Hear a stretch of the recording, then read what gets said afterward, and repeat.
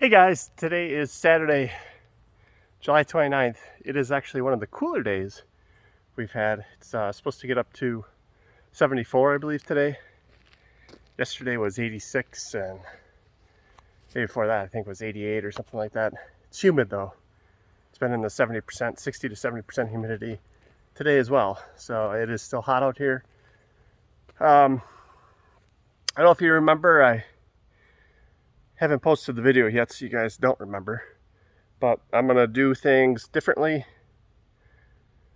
I'm going to try to do things more so like everybody else in the normal world, where you don't get free equipment, free mowers, free Ventrax. I'm not picking on anybody that gets that stuff. That's awesome. That's great for them. I don't get them, and most of you don't get them. So I'm going to try to do this in the real world, just like most of us. So right now I'm dethatching. So that's a big pile. That's a decent sized pile. All I'm using is my landscape rake. Pull it through, you can see I got quite a bit of bent grass and other crap in here. And so I'm trying to pull out. I'm gonna mow it low and then overseed this. Got some seed up over there that has washed out 3 or 4 times, because every time I seed or fertilize, other videos, it downpours here. So that's been the story for years, ever since we built the house here, actually.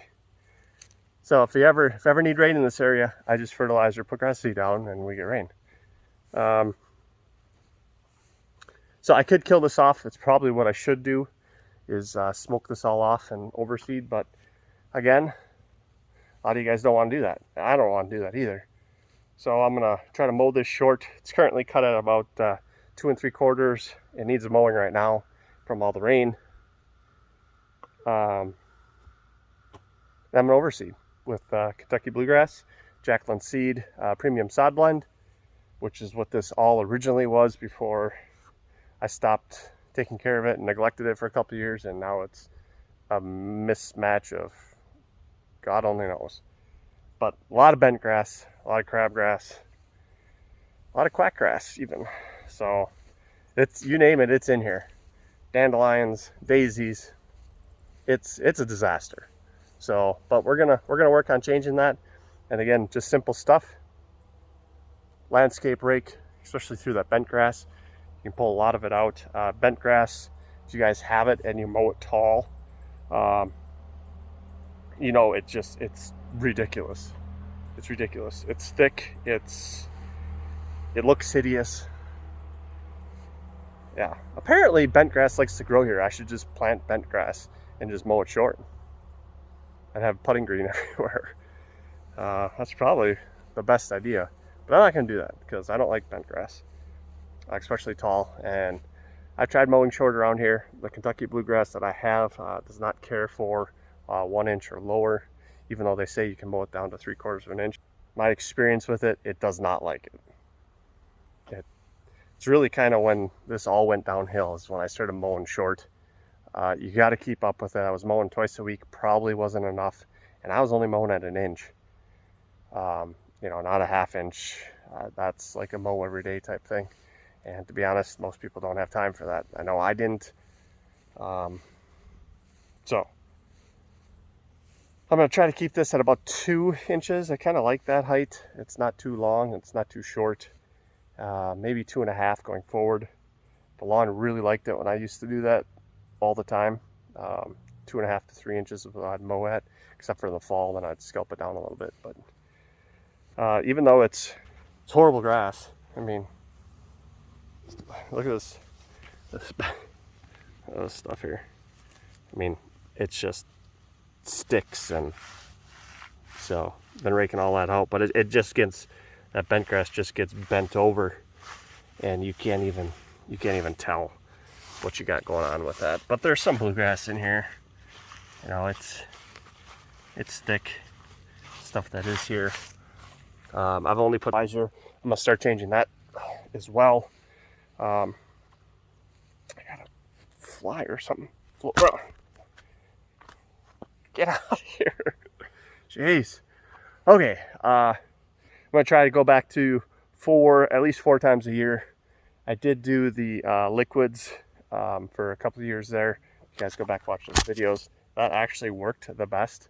And I did the small doses every other week, I think it was what I was doing.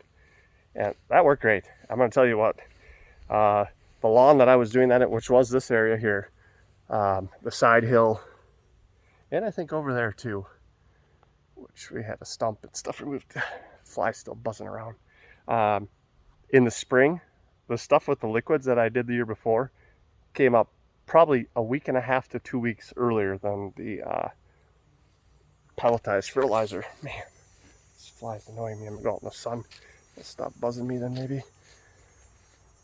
But yeah, it was at least a week and a half, 2 weeks earlier where it was greened up and growing, and the other stuff was still coming out of dormancy from the winter.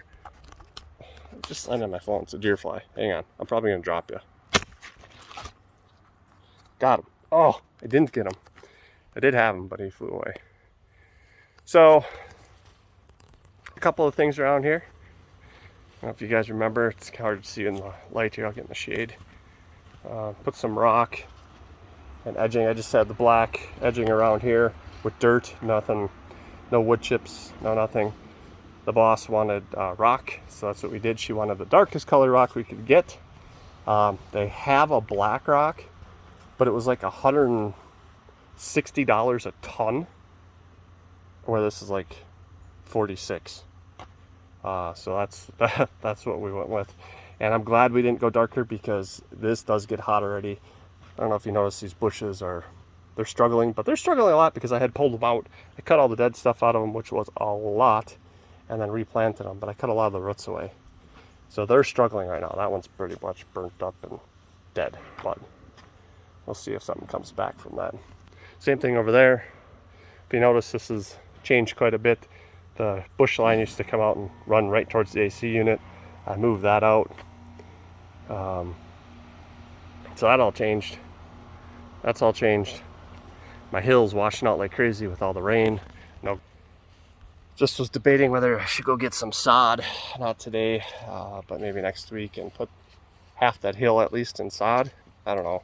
It just keeps washing out, and it's gonna just keep doing it until the grass gets established, but it hasn't happened. And even when the grass gets, it's gonna take months for the grass to be established enough to not wash out over there. So I don't know. All right, guys, I just want to give you a quick update. Again, didn't need to rent a dethatcher. Just take your landscape rake. Pulls hard. It's a workout. I'm not gonna lie to you. Dethatcher's faster. Dethatcher probably does a better job, but I don't have one. I did rent a trencher to fix all the sprinkler lines. Outrageously priced. $375 or $385 for the day. So, but whatever, it is what it is. It saved me days of trenching, because I think I only had the trencher for 4 hours, and I was done, trenched. Nothing put in the trenches or anything, but all the trenching was done.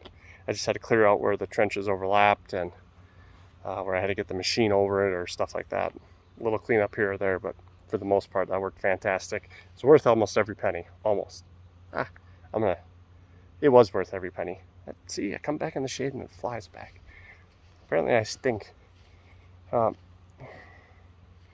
So, all right, guys. Again, you got small areas that you want to overseed. You got bent grass, crabgrass. You want to dethatch it. Landscape rake. Stiff rake would probably work as well. I don't have one.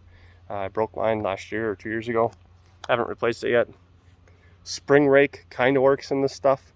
I'm probably going to take the spring rake through it right now just to see if I can pull up any more stuff, but the landscape rake works the best. Thanks for tuning in, and I'll catch you guys later.